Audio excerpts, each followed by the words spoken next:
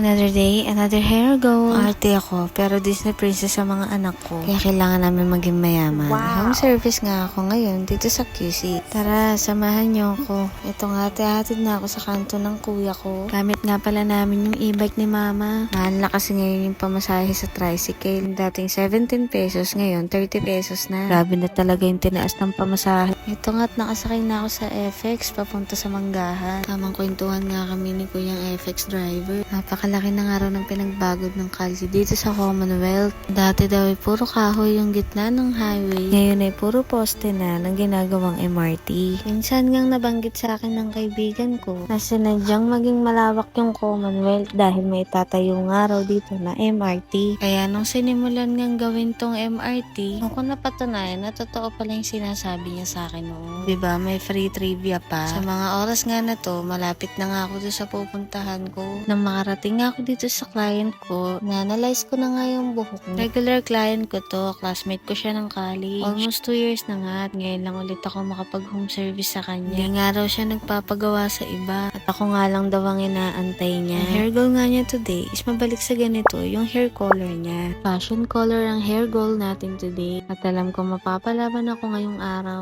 Dahil nagkulay siya ng itim 3 months ago, gustuhan niya maging pula yung buhok niya. Try nga siya ng hair coloring shampoo na nag-trending sa TikTok. At sa roots nga lang, visible yung hair coloring shampoo. Ito na nga yung tinimpla kong bleaching hair mixture para sa buhok niya. Ito nga at sinimulan ko ng i-bleach yung buhok niya. Tamang kwentuhan nga kami habang ginagawa ko siya. Inabot nga pala to ng almost 2 hours sa pagbababad. Nung napansin ko nga na medyo mabagal mag-lift yung buhok niya, decide ako na lagyan na siya ng foil. Malaking tulong din kasi sa pag-lift ng kulay yung foil. Nasinsin ko nga binibleach yung buhok niya para mabilis mag-lift yung kulay.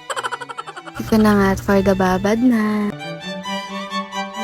At ito na yung result after ng first bleaching session. As you can see, medyo hirap mag-lift talaga yung hair niya. Bukod kasi sa nag-blackening siya, gumamit pa siya ng coloring shampoo. Hindi ko nga rin muna sinagad sa roots niya dahil medyo tinagalan ko talaga yung pagbabad ng bleach sa hair niya. Kasi gusto ko mas mag-lift pa yung hair color niya. But then, lumitaw yung hair coloring shampoo na ginamit niya na rin. Kaya sinimulan ko na agad mag-second session ng bleaching sa kanya. And sa second session nga ng bleaching namin is hindi ko rin muna sinagad sa root. Dahil inintay ko rin muna mag-lift muna yung kulay niya bago tayo mag-root. Dahil syempre, iniingatan ko rin na magputol-putol or maglagas yung buhok niya. Sa mga hindi po nakakala, magpag-bleach po ng buhok ay isa sa mga risky na ginagawa sa hair. Kaya hindi po talaga ina-advise na mag-DIY lalo na kung mag-bleach ng buhok. Same factor din na pagre-rebond. At ito na nga yung hair niya after ko matapos i-apply yung second bleaching. And for the babad na ulit. At ito na nga yung result ng hair niya after ko mabanlawan yung second bleaching. Kaya this time, medyo malaki na nga improvement compare kanina. At in fairness sa coloring shampoo, effective talaga siya. Ayaw niyang umalis sa buhok ng client ko. After nga ng second bleaching, ay in-apply ko na nga yung pinaka-base hair color na gusto ni client. Ika nga, trust the process. Ginamitan ko nga ng Kagebushin technique to para siguradong pantay yung hair color ni classmate. At ito na nga yung final outcome ng fashion color natin for today. Long arte ng boses. As you can see, yung hair ni client ngayon ay napaka-smooth and napaka-shiny compared dun sa previous hair niya kanina. But then again, here's the final outcome of fashion color with Brazilian Botox. Kung gusto mo rin ng ganitong hair transformation, feel free to message me here in my social media accounts.